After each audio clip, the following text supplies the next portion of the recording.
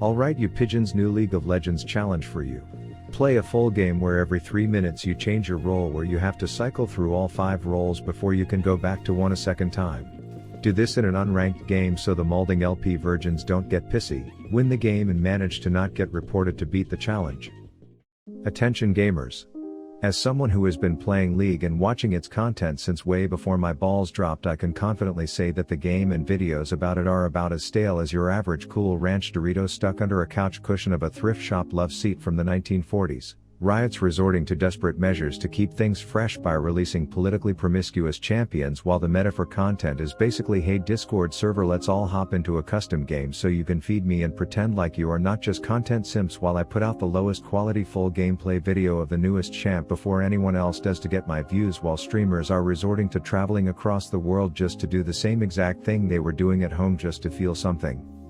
So painfully factual intros aside, I tried to think outside the box for today's video and to do something at least I haven't seen by playing a normal game of League of Legends, but every 3 minutes I change what role I'm playing. I get auto-filled support and pick the PMS prom queen because she is pretty agnostic in the role department. Then for runes I go spellbook out of pity because I figure no one is picking the dog shit rune unless they are doing something like this and game 1 is a go. I'm laning more aggressively than a New York City cab driver on the interstate because I want to make something happen before I need to change roles. So when I see these dog water drinking dipshits pick a fight on top of my daycare babies before breaking up, I floor it at floaty ho, get a bit flashy and first blood this bitch before my shift is up. Then the timer is ticking, so I pack up my things, hit a quick base and head mid.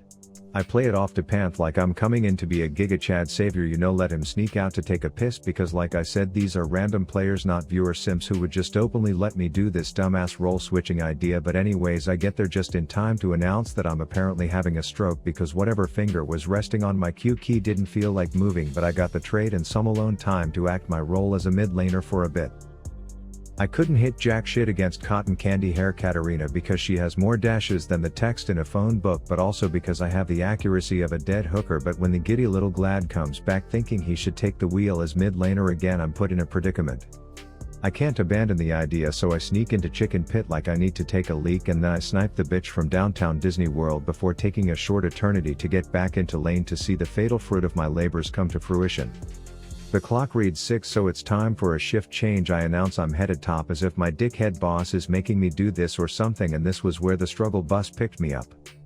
Me and White Shack had less synergy than 2 synchronized swimmers who trained for the singles event of a rock climbing competition, and I was quickly realizing that this strategy was looking more like I was just a dumbass roaming support who was wasting time. It's worth noting that I did indeed bait like a master by turning on the Golden Girl routine at the right time, leaving Kled as the ejaculating wiener in this weird attempt at a play on words. But then of course, in true League of Legends fashion, right when we were starting to have fun, one of Riot's new champions had to enter the scene.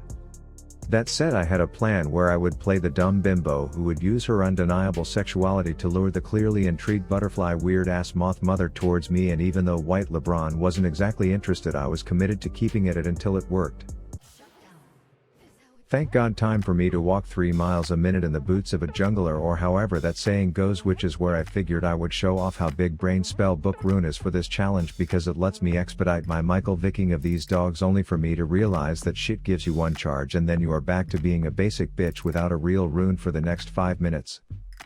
Anyways, junglers gang, so I figure that's within the rules, so I wait patiently for the perfect opportunity to come out, say hey I'm dressed for prom, who's trying to get fucked tonight, but I have no takers, so I have to get a little creative or else this'll look more like a support laning rather than a jungler ganking. So I Mentos breath the bitches and then let Optimus Prime Misfortune do her thing while I pace around in the grass like a dog who needs to take a shit. That said, my time as a forest frolicker wasn't quite over, so I figured I would do some team bonding with the other jungler on my team. You know, water cooler talk about how Gromp is such a pain in the ass, maybe gank a hoe together, but I failed to account for the fact this little Disney on Ice spinning princess was 3 levels higher than us, so the only thing we had in common by the end of it was that we were both deceased. Oh, and if you are wondering how she got so ahead, please see Exhibit F entitled For Fuck's Sakes. But now it was time for me to assume the role of ADC, which I figured would be more risky of blowing my cover than a bald dude wearing a toupee while skydiving, because technically I have to take this quasi-robotic right-clickers farm. But in the end, I am proud to report that I cosplayed an ADC the best out of all the roles, as I did exactly what ADC players do. miss position, get caught out and die. I was eager to get back to mid, and I think all the Autobots were assembling in what I had hoped was going to be a bloodbath, but it turns out all I did was manage to fail at all 5 rolls in one game, so everyone quickly voted to stop being miserable, and Misfortune politely told me that I'm a piece of shit. So I took to Twitter to get some advice from the people, as I needed to make some changes. I didn't like feeling like a roaming support, so I went mid instead and locked in the people's choice, which in this case was Teemo. Then I carefully selected my runes because I knew to make this work, the devil would be in the details. I've decided that I would give myself 4 minutes in each roll instead of 3 because it was too short to get any momentum. I felt like I was trying to rub one out while the pork sword was still flaccid, if you feel me. I'm up against what I would say of all the champs in League is the one best described as a big booty hoe, which as a Teemo mid is a wet dream. My first shift as a mid laner was less interesting than your average booby streamer's personality, but thankfully their jungler was too blind, no pun intended, to realize that we had half the family eager to meet him and subsequently dump his dead body in a river. This acted as the perfect transition into me being a top laner, where I could exhibit my advanced game knowledge, knowing that a level advantage and a pile of blue babies would make any fight to the death, no matter how poorly played on my part it was, and in me winning obviously. This attracted Dragon Fist dipshit, but you don't play Satan Simp Teemo to not stir the pot, so I welcome a little bit of tomfoolery, knowing that I got this tower laid back in 2017 and he would have my back in any situation I find myself in the future, because that's what true boys do for each other. Anyways, 9 minutes in means it's my time to pick up the ADC shift, which is perfect because our team's Ellen DeGeneres was already mid, so W into the chat for me not getting reported for this rotation. But then Rihanna and her deflated elephant try to get me all fucked up, so I let her throw her temper, and then I ask Xerath if he's cool with me getting my Chris Brown on before I cut the scene so you don't see me die right after. I'm still on my bot lane bullshit, which is great because the pretty one with the pistols wants to get in a pissing match with me, so I light a different kind of match under her properly firm ass cheeks and claim my cash.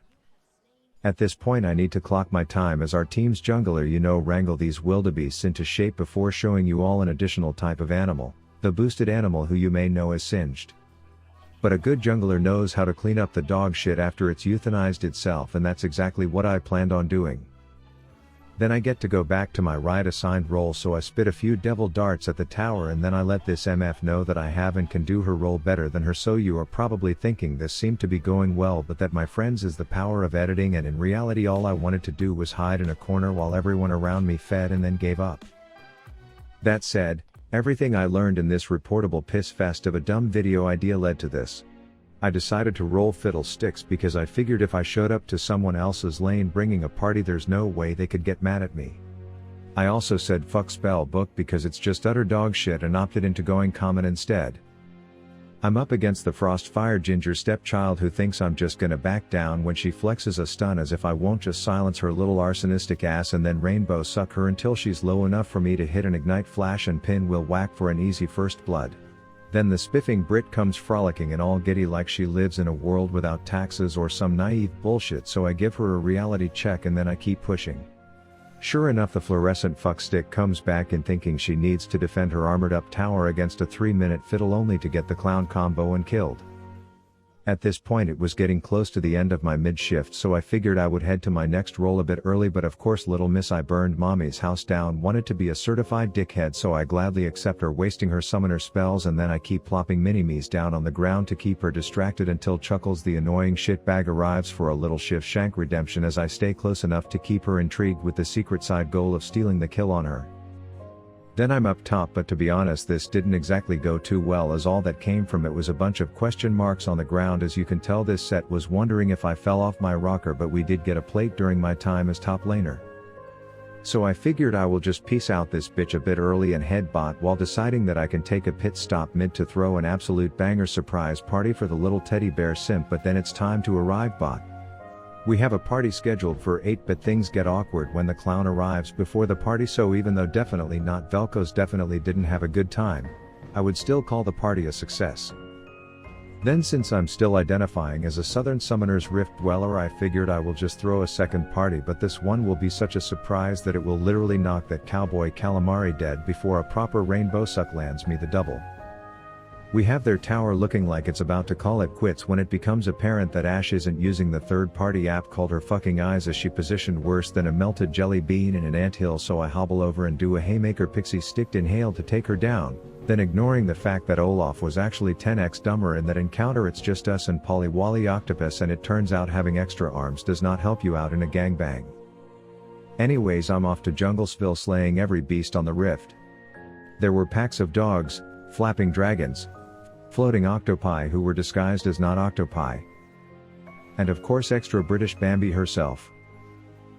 This led to me taking a shift as the enemy jungler, which went well to say the least, as it also put me in a convenient spot to remind this soon-to-be squashed lump of seafood that I'm dressed like this because I am always in the mood to party. I snack on some chickens as a quick last meal before it's time to head back to my rift assigned role, which was also convenient because the little frost fire fuckface was already in position to greet me when I came back and hand me a fat stack of cash as well. And at this point I feel like I need to address this directly because I made a huge fuss about being against custom games with Discord simps and having them feed into me, but it was looking exactly like that, as these people were just zombie walking straight into me to the point where after a few times I had to ask if things were okay at home. But all I got was some sarcastic cope about the dude's balls not dropping yet. But I'm literally dressed to entertain 12-year-olds and knock them dead with all my party tricks, so if he was telling the truth it was even better for me. Anyways, I have a brief stint as a top laner which consisted of mainly just wave clearing because I didn't want to touch that Sweeney Todd sex doll with a 10-foot pole, knowing about the things I've seen her do with those scissors, so instead I just waited for Little Red Shading Hood to be she who planned a surprise but got surprised instead. At this point I've changed my identity so many fucking times I probably have Bud Light offering me sponsorships in my email inbox, but I think it's my turn to be a bot laner again, so I push into the base before doing something more bold than a thick-edged Sharpie, and goddamn did that give my hey body a boner. Back at mid, British Bambi is pathing worse than a drunk GPS, so I take advantage of that deer in the headlights, and then I serve a second stint as the jungler again by saying something like Dragon D's nuts on your face when I surprise Lilia at her mitosizing rocks, which long story short just ends in the 30 death Velcos, adding another tally to his I'm a dead bitch counter. I'm getting better and better at throwing surprise parties as I have these kids flopping over like flaccid dicks in a wind tunnel until one last party ends in me pushing my limits as hay-ridden party planning extraordinaire a bit too far, but despite killing myself to throw a fat banger, it does end in everyone else having a good time. So with that I just want to say, challenge completed. I hope this was something interestingly different enough from the usual league content, and if you have ideas for other challenges you want me to suffer through, let me know in the comments. Rav out.